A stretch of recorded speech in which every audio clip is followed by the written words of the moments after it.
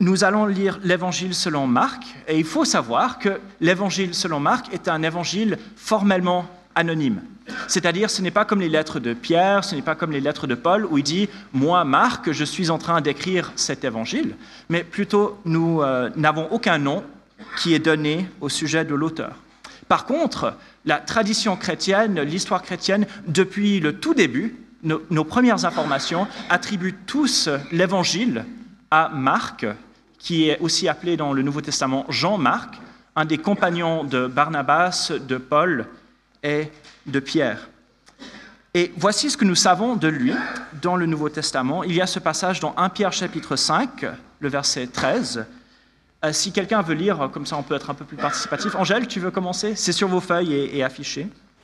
L'élu qui est à Babylone vous salue, de même que mon fils Marc.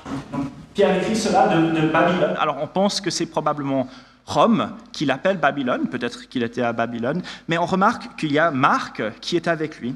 Et il semble que Marc était l'un des compagnons de travail de Pierre qui allait évangéliser et qui prêchait dans le monde païen. Certains pensent qu'il était le traducteur des apôtres pour qu'ils puissent prêcher en grec ou d'autres langues. Ce Marc, peut-être que vous le connaissez des Actes des Apôtres, n'est-ce pas? Marc qui était cousin de Barnabas, qui avait accompagné Paul et Barnabas au début de leur premier voyage missionnaire, et puis qui les avait abandonnés après leur première escale. Et lors du prochain voyage, donc ça c'était Actes chapitre 13, dans Actes chapitre 15, Barnabas désire prendre Jean-Marc avec eux de nouveau, et Paul ne veut pas. Et donc il y a une séparation entre Paul et Barnabas au sujet de Jean-Marc, qui est donc l'auteur probable de cet évangile. Mais ce que je trouve encourageant et beau, c'est qu'il semble qu'il y avait eu une réconciliation entre Marc et Paul vers la fin de la vie de Paul, parce que lorsque Paul est en train d'écrire ses lettres de prison, nous voyons certains de ses compagnons qui sont là. Colossiens 4, verset 10. Si quelqu'un peut lire, peut se lancer. Aristarque, mon compagnon de captivité, vous salue, ainsi que Marc, le cousin de Barnabas, au sujet duquel vous avez reçu des instructions. S'il vient chez vous, faites-lui bon accueil. Et nous voyons qu'en prison, Paul est accompagné ici par Marc qui prend bien soin de lui. Plus tard, dans 2 Timothée, la dernière lettre sans doute que Paul a écrite, que nous avons, il demande même qu'on fasse venir Marc vers lui pour le consoler et pour l'aider. Vers la fin de sa vie, lorsqu'il est seul, en prison, qui est-ce que Paul veut voir? Bon, c'est Marc. Et nous voyons donc à quel point c'était quelqu'un qui était précieux pour les apôtres, même après des ruptures, même après des échecs plus jeunes dans sa vie. Quelqu'un sur qui Pierre, sur qui Paul, sur qui Barnabas pouvaient compter. Et c'est important de mentionner cela parce que, vous savez, Marc, ce n'est pas un des 12 disciples, un des 12 apôtres qui faisait partie du cercle intime de Jésus. Donc, comment faire confiance à ce qu'il dit? Bon, c'était l'un des compagnons intimes de Pierre, qui était le grand prédicateur de l'Évangile. C'était un compagnon de Paul et de Luc, comme on voit aussi dans Colossiens, donc quelqu'un qui écrivait au sujet de l'Évangile. Et Marc avait accès à cet enseignement au sujet de Jésus qui venait des témoins oculaires comme Pierre et peut-être les autres apôtres. Donc, quand Marc écrit, ce n'est pas avec sa propre autorité seulement, mais plutôt parce qu'il est celui qui a entendu et qui a reçu l'enseignement de Pierre et des apôtres. Et donc, nous recevons ce qu'il écrit avec cette autorité, pas seulement de lui-même, mais de ceux pour qui il travaillait. Donc, avec cela en tête, je vous invite à commencer la lecture. Donc, Marc chapitre 1, les versets 1 à 8. Est-ce que quelqu'un pourrait lire ces versets qui sont sur vos feuilles et affichés?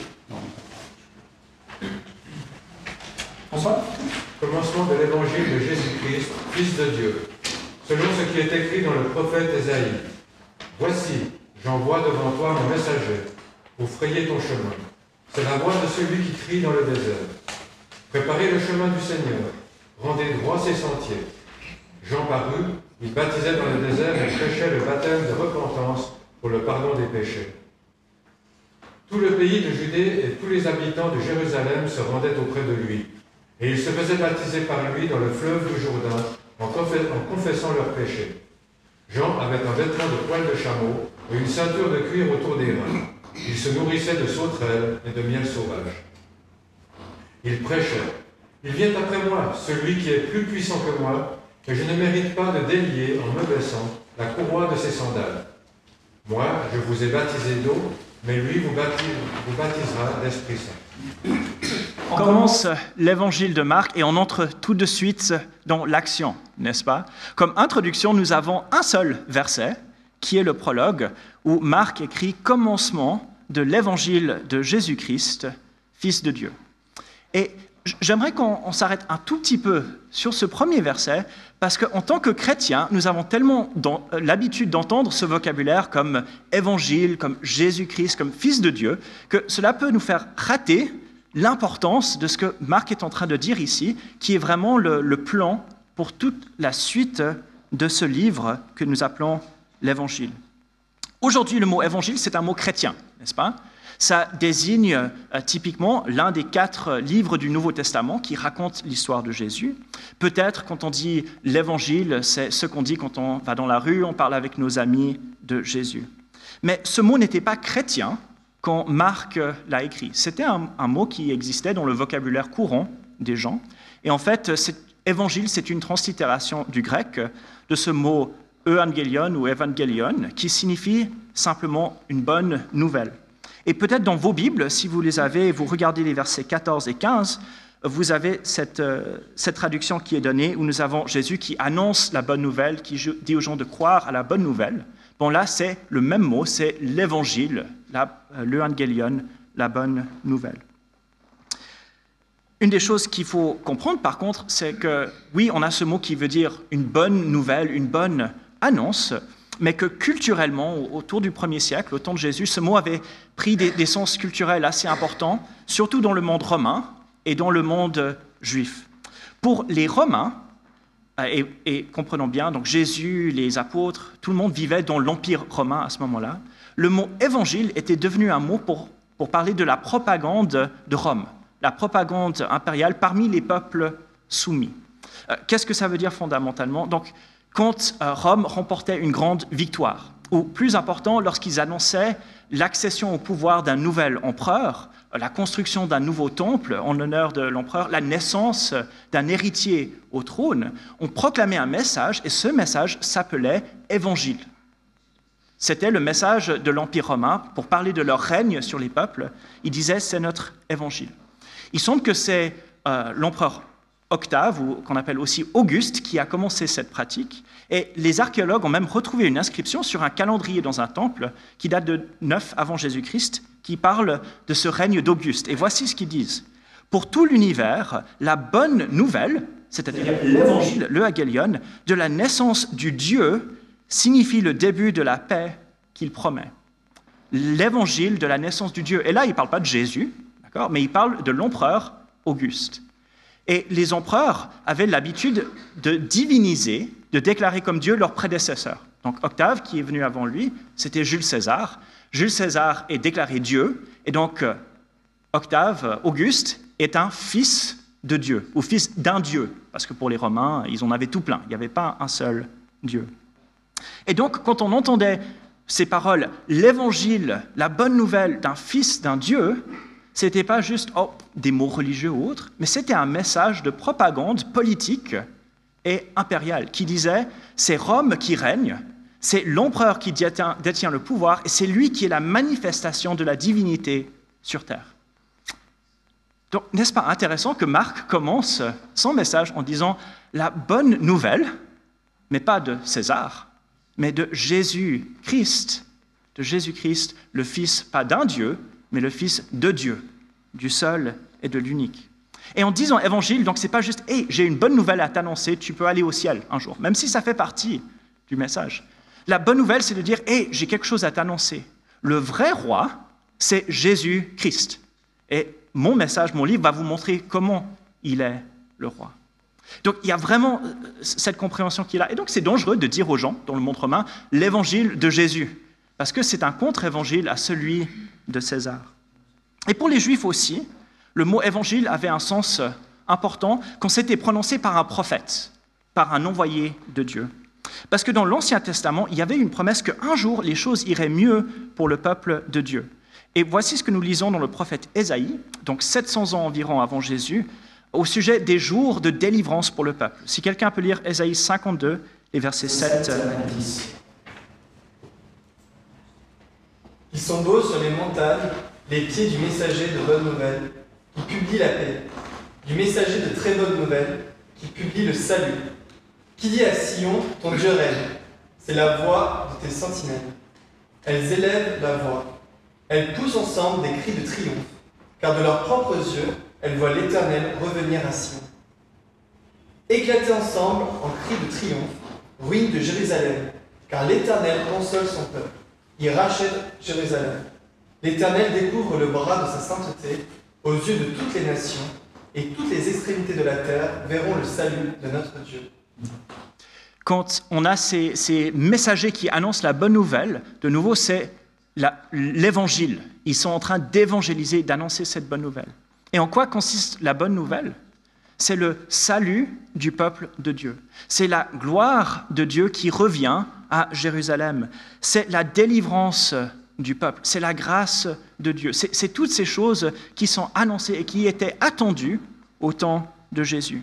Et donc, si pour un Romain, évangile veut dire le règne de quelqu'un sur le monde entier, pour un Juif, l'évangile, c'est l'accomplissement des promesses de Dieu.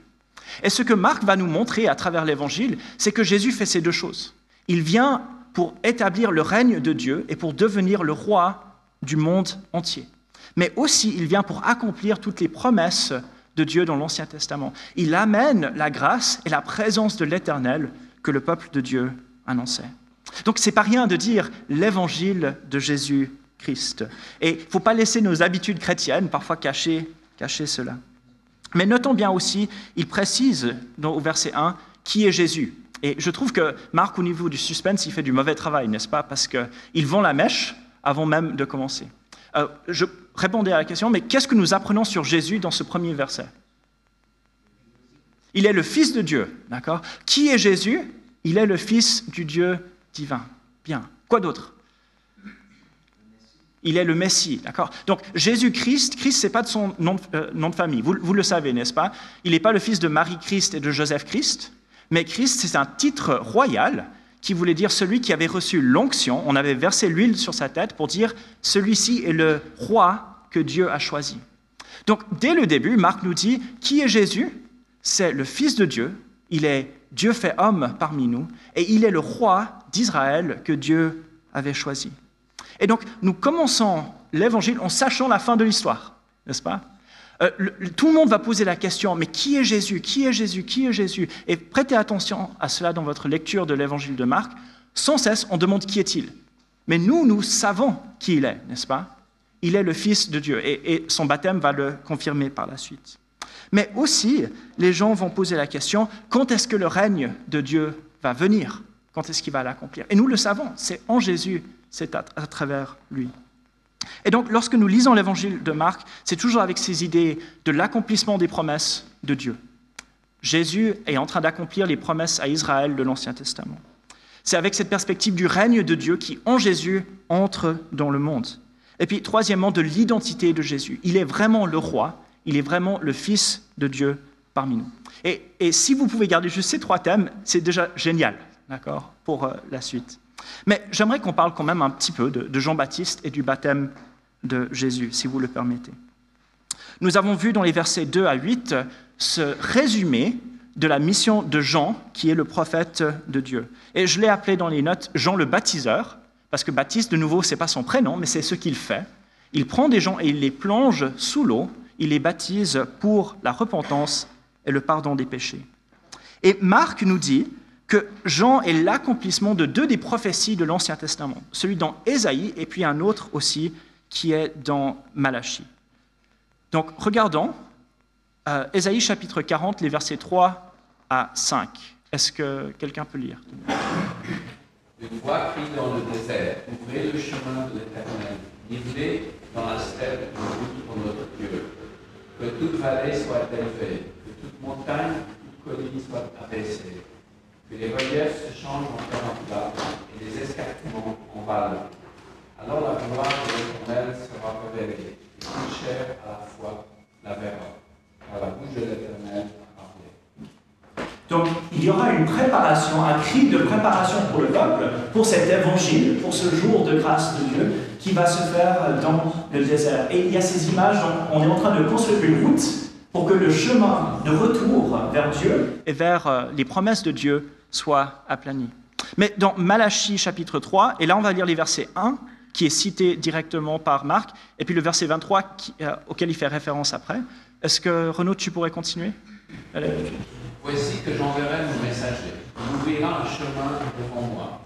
Et soudain entrera dans son temple le Seigneur que vous cherchez. Et le messager de l'alliance que vous désirez, voici qu'il vient, dit l'Éternel des armées.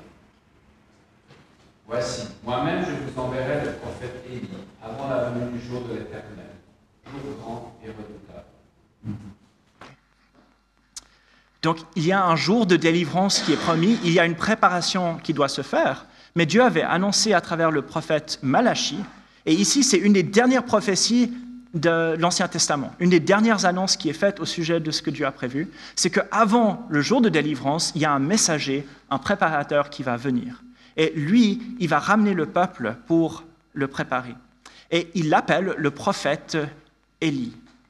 Bon, vous avez remarqué au verset 6, n'est-ce pas, comment Jean est habillé bizarrement, n'est-ce pas? Il a un vêtement de poil de chameau, une ceinture de cuir autour des reins. Et c'est intéressant de tous les détails que Marc aurait pu raconter au sujet de Jean. Bon, il va parler de sa tenue vestimentaire. Peut-être c'est parce que c'était tellement bizarre, d'accord? Mais lorsque nous relisons les prophètes, et surtout l'histoire du prophète Élie, qu'est-ce que nous voyons dans 2 Rois, chapitre 1, le verset 8? Les gens sont en train de chercher Élie partout. Et quelqu'un est en train de le chercher, on lui répond ceci. Ils lui répondirent, « C'était un homme avec un vêtement de poil, avec une ceinture de cuir autour des reins. » Alors Ahazia dit, « C'est Élie, le Tishbite. » Nous lisons Marc chapitre 1 et nous voyons ces promesses, donc le messager va venir, Malachie a dit que c'est Élie. Et comment est Jean? Il a son vêtement en poil, il a sa ceinture de cuir autour des reins, et nous crions, « C'est Élie !» Bravo, merci Alexis, je suis content que tu es avec moi. C'est Élie, il est venu. Et si Élie est venu, ça veut dire que la délivrance de Dieu est en train d'arriver. Ce qui est important avec Jean, ce n'est pas juste ce que Jean lui-même fait, mais ce qu'il représente pour le peuple de Dieu. Que Dieu est sur le point de faire tout ce qu'il avait annoncé par les prophètes dans l'Ancien Testament. Et donc nous crions en voyant ses vêtements, c'est Élie. Il est là en train de préparer et d'accomplir ce que Dieu a promis. Et pourquoi insister là-dessus? Bon, c'est justement ce suspense, c'est le moment, c'est arrivé, il y a cette joie qui déborde. Mais pour nous aussi, il y a quand même ce rappel que le message de Jésus est intimement lié à l'Ancien Testament. N'est-ce pas? Les premières paroles presque de l'Évangile, c'est un rappel de ce que Dieu a fait avec Israël dans l'Ancien Testament. Et nous ne pouvons pas divorcer Jésus de toute l'histoire d'Israël et de l'Ancien Testament. Nous ne voulons pas ignorer dans notre lecture, dans notre enseignement, dans notre vie spirituelle, l'Ancien Testament, parce que parfois c'est un peu bizarre, c'est dur à comprendre. Parce que le message de Jésus est complètement lié à ce que Dieu a fait cela. Et parfois, de lire l'Évangile nous aide à plus apprécier l'Ancien Testament aussi. Donc, comment est-ce que Jean prépare les gens pour le Messie qui vient? C'est à travers le baptême de la repentance pour le pardon des péchés. On voit cela, si vous voulez regarder dans vos notes, c'est au verset 4 et 5 qu'il fait un baptême de repentance pour le pardon des péchés. Et les gens viennent à lui, ils confessent leurs péchés et ils se font baptiser et Dieu les pardonne. De nouveau, parlons un tout petit peu de vocabulaire. Quand on mentionne la repentance, peut-être dans vos Bibles, ils traduisent ça conversion, il y a 2 pièges. Soit c'est de penser c'est la conversion, un changement de religion. Mais tous les Juifs qui se font baptiser par Jean restent des Juifs après. D'accord? Ce n'est pas un changement de religion ici. Et la repentance, parfois aujourd'hui, ça a cette idée de regret. Ah, je me sens mal d'avoir fait quelque chose qui n'est pas bien. Et ça en fait partie, mais la repentance, c'est beaucoup plus que se sentir mal d'avoir fait quelque chose qui n'est pas bien. La repentance signifie littéralement un changement de pensée, un changement de notre manière de penser pour arrêter de penser comme le monde, contre Dieu, mais pour recevoir le désir et la pensée de Dieu. Mais notons bien que dans le baptême de Jean, c'est lié à une vie pratique, n'est-ce pas? À la confession des péchés, à ce qu'on a fait. Et donc, j'aime cette traduction de la Nouvelle Bible Seconde qui dit un changement radical, parce que c'est notre manière de penser qui change, d'accord? Mais c'est aussi notre manière de vivre. Donc, qu'est-ce que la repentance n'est pas? La repentance, ce n'est pas je fais un péché, je commets un péché que je commets tout le temps, et puis je me sens mal, je demande à Dieu de me pardonner, et demain je vais faire la même chose. Et puis je me sens mal, et je demande à Dieu de me pardonner, et puis demain je fais la même chose. Non, la repentance implique un changement de pensée et de vie pour quitter ce qui était avant et nous mettre sur le chemin de Dieu. Ça correspond à ce que nous avons vu dans Éphésiens, n'est-ce pas? C'était Éphésiens 4, 20 ou 5, 20 qu'on a vu ce matin. Mais c'est tout ce passage qui décrit une vie de repentance, qui est une vie de changement de ce qui venait avant. Et Jean prépare les gens spirituellement à Jésus, non seulement en étant un signe de cela, mais en appelant les gens à changer leur manière de penser, à changer leur manière de vivre pour être prêts à accepter ce que Dieu est en train de faire. Bon, pour nous, ce message est important, n'est-ce pas? Nous sommes les disciples de Christ, où nous désirons le devenir. Pour nous, d'être chrétiens sans avoir une vie et une pensée qui est différente du monde et qui est différente de ce que nous avions avant, c'est un non-sens. Notre vie doit être marquée par la repentance, c'est-à-dire un changement de vie. Et même aussi, comme ceux qui sont venus à Jean, nous voulons avoir une vie de confession de nos péchés. Dans 1 Jean chapitre 1, le verset 9, Jean dit que si nous confessons nos péchés, Dieu est fidèle et juste pour nous pardonner nos péchés et nous purifier de toute injustice. Et donc, non seulement dans l'Ancien Testament, mais pour l'Église aussi, la confession des péchés est liée au pardon qui vient de Dieu. Et je ne sais pas quelle place la confession a dans votre vie spirituelle. Peut-être qu'on est devenu un peu allergique à cela avec toutes les règles qui se sont développées au fil des années et des siècles autour de la confession dans les églises. Mais notons bien qu'une partie de la repentance et de la demande de pardon, c'est de verbaliser le mal que nous avons fait devant Dieu. Dans nos prières, lorsque nous demandons à Dieu le pardon, est-ce que nous prenons le temps de dire à Dieu ce que nous avons fait et ce pourquoi nous avons besoin de pardonner? Ou est-ce que nous avons trop honte de le dire même à Dieu dans nos prières? Bon, il semble que la repentance, c'est un élément, que la confession est un élément nécessaire à une vraie repentance pour que Dieu nous change. Ça ne veut pas dire que si vous ratez un de vos péchés que vous avez commis cette semaine, quand vous priez, vous n'allez pas être pardonné. Mais il semble qu'il y a un besoin de parler avec Dieu d'abord de ces choses. Et aussi de nous confesser, comme c'est écrit dans l'épître de Jacques, de confesser nos péchés les uns aux autres pour aussi nous édifier, pour être guéris spirituellement et même parfois aussi physiquement, comme l'indique Jacques. Quelle est la place de la confession dans notre repentance et dans notre vie? Si ce n'est pas le cas, si vous n'avez pas l'habitude de confesser vos péchés, je vous encourage dans vos prières à commencer à prendre ce temps de faire une vraie examination de votre cœur, de votre comportement, et de parler de ces choses avec Dieu, et de voir comment il peut nous transformer à cela.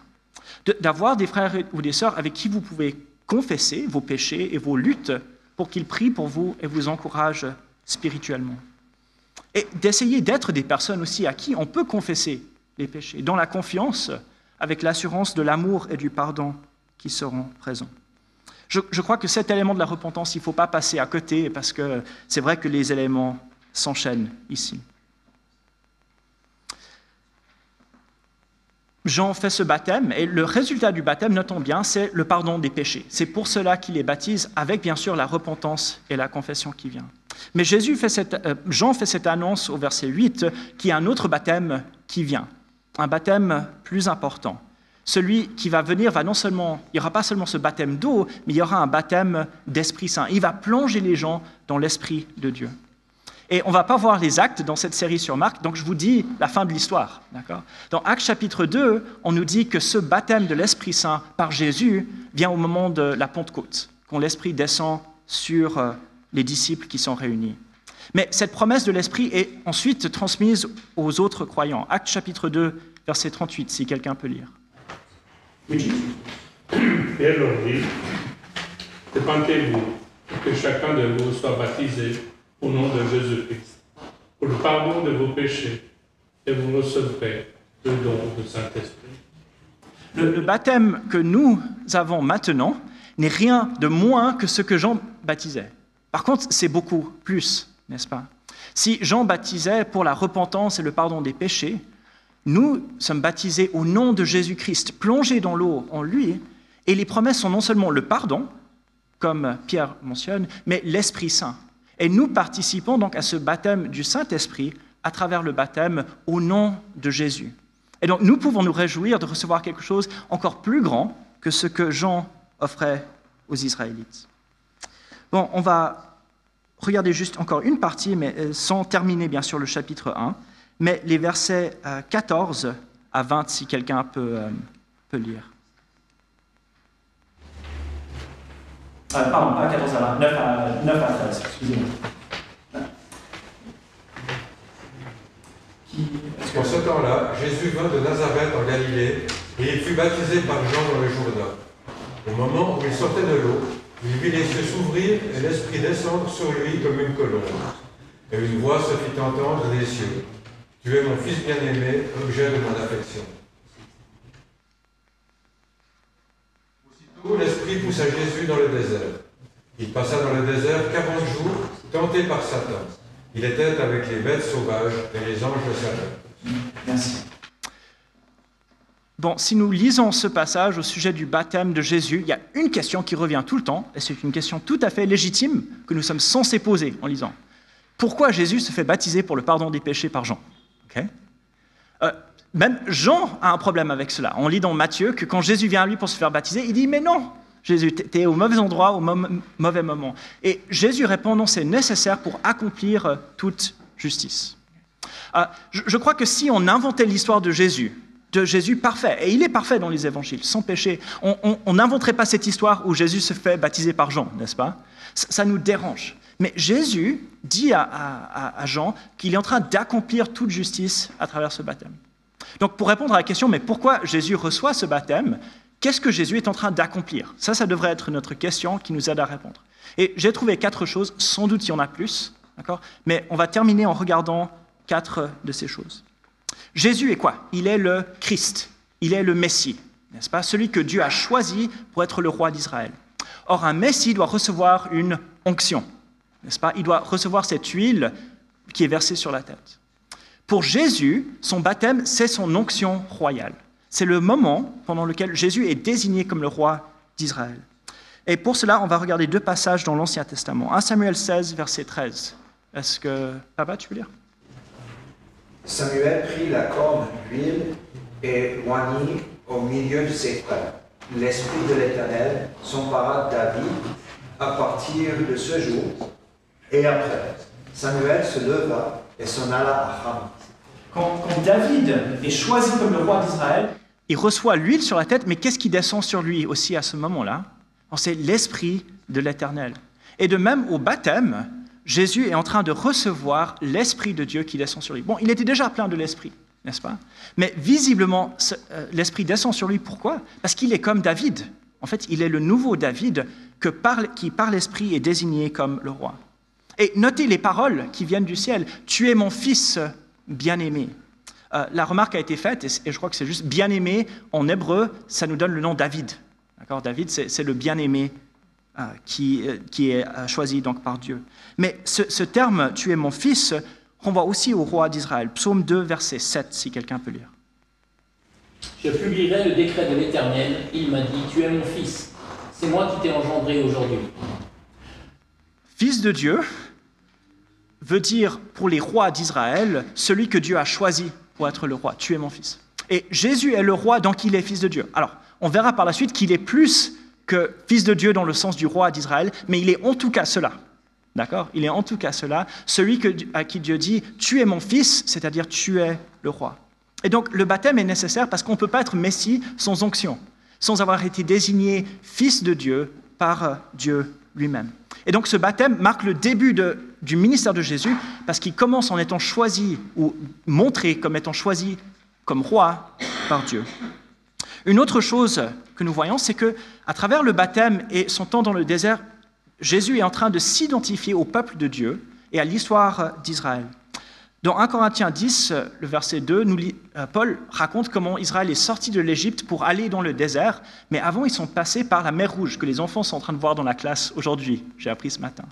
Mais regardez comment Paul décrit cela. Ils ont tous, les Israélites, été baptisés en Moïse dans la nuée et dans la mer. La nuée, donc, c'est la présence de Dieu qui était visible devant eux, qui les menait, et à travers la mer. Ils traversent les eaux par un baptême dans la mer, et ils vont dans le désert. Et c'est ce que Jésus fait. Et dans Deutéronome 8, les versets 2 et 3, nous avons une des descriptions d'Israël dans le désert. Si quelqu'un peut lire, s'il vous plaît. Tu te souviendras de tout le chemin que l'Éternel, ton Dieu, t'a fait faire pendant ces 40 années dans le désert, afin de t'humilier et de t'éprouver, pour reconnaître ce qu'il y avait dans ton cœur, et si tu observerais ses commandements, oui ou non. Il t'a humilié, il t'a fait souffrir de la faim, et il t'a nourri de la manne que tu ne connaissais pas, et que n'avaient pas connu tes pères. Merci. Pourquoi est-ce que Jésus passe à travers les eaux pour aller dans le désert pendant 40 jours? S'il avait pris 40 ans, il aurait plus de 70 ans au moment de la crucifixion. Mais il traverse les eaux, il va dans le désert pour être tenté et dirigé par Dieu. Bon, pourquoi est-ce qu'il fait cela? C'est parce que c'est ce qu'Israël avait fait. Ils étaient passés par les eaux, ils étaient emmenés par Dieu dans le désert, ils étaient mis à l'épreuve pendant 40 ans. Mais quelle est la différence? Israël a échoué, complètement. D'accord? Relisez le livre de Nombre, de Deutéronome, c'est un échec cuisant et total. Mais que fait Jésus? Lui qui passe à travers les eaux, qui va dans le désert, il réussit là où le peuple de Dieu avait échoué. Donc Jésus s'identifie à Israël, mais pour réussir là où les êtres humains avaient échoué. Et en lui, il est en train d'accomplir tout ce que Dieu avait désiré pour son peuple. Ce qui était un échec avant devient une réussite en la personne de Jésus. Et donc, on peut même aller plus loin dans cette réflexion. Jésus s'identifie à Israël, mais il s'identifie à qui? À tout le monde qui est dans l'échec, à tout le monde qui est pécheur et qui a besoin d'être réconcilié avec Dieu. Jésus ne fait pas partie d'eux, mais il s'identifie à ces personnes. Et le baptême de Jésus, c'est Jésus qui dit « Je vais être comme vous tous ». C'est Dieu fait homme qui dit « Je m'identifie à l'humanité pécheresse ». Hébreux chapitre 2, le verset 17, si quelqu'un peut lire. Au sujet de Jésus. Aussi devrait-il devenir en tout semblable à ses frères, afin d'être un souverain sacrificateur miséricordieux et fidèle dans le service de Dieu, pour faire l'expiation des péchés du peuple. Pour que Jésus réussisse dans sa mission, il doit devenir comme chacun d'entre nous. Pas en péchant comme chacun d'entre nous, mais en prenant sur lui nos faiblesses, notre humanité. Et c'est ce geste de solidarité de Dieu envers l'humanité que nous voyons dans toute la vie de Jésus, de la naissance jusqu'à la croix. Mais le baptême est une des grandes représentations de cela. Que Jésus ne dit pas « je me mets de côté par rapport à l'humanité, ses péchés, ses faiblesses », mais Jésus dit « je viens être parmi vous, je vais m'identifier à vous malgré vos péchés ».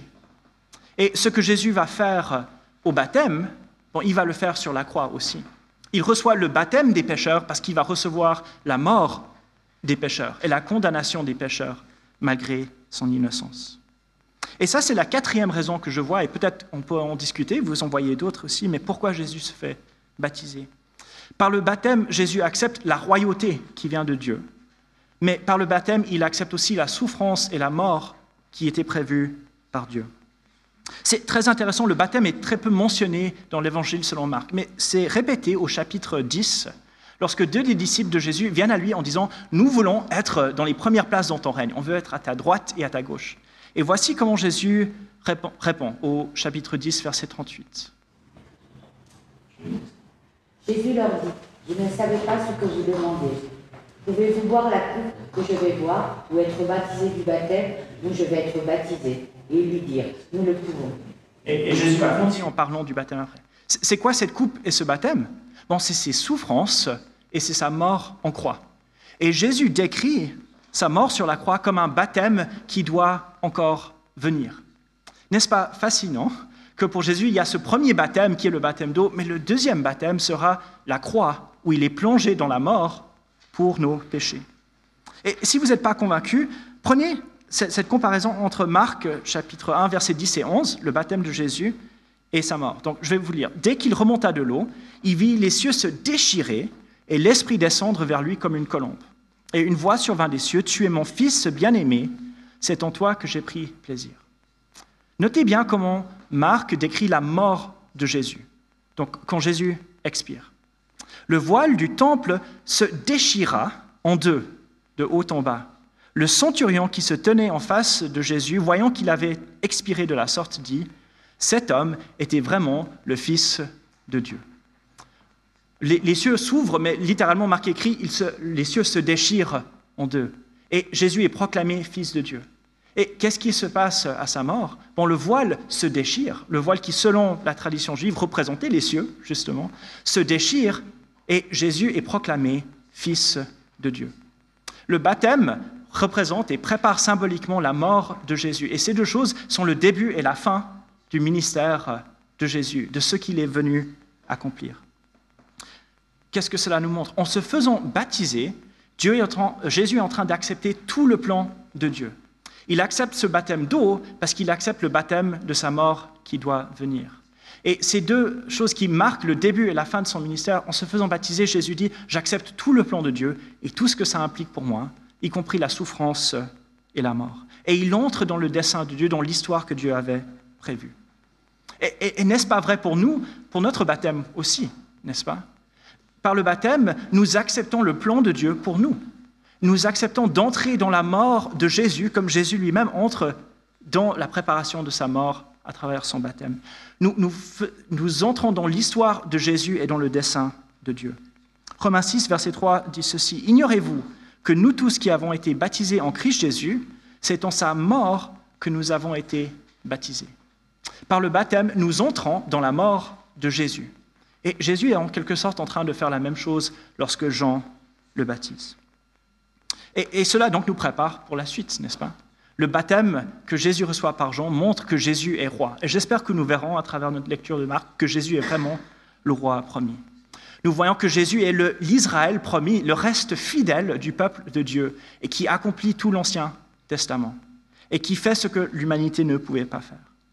Nous verrons un Dieu compatissant qui s'identifie à nous et qui prend sur lui nos péchés en Jésus-Christ. Et finalement, nous verrons ce plan de Dieu de mort, mais aussi de résurrection à travers la vie de Jésus et de la victoire qui vient sur lui. Et ce baptême de Jésus par Jean, c'est une préparation pour nous de découvrir toutes ces choses en Jésus aussi.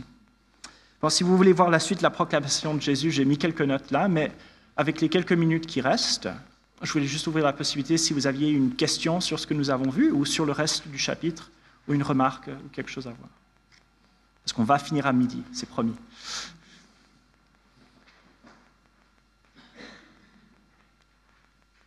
Oui.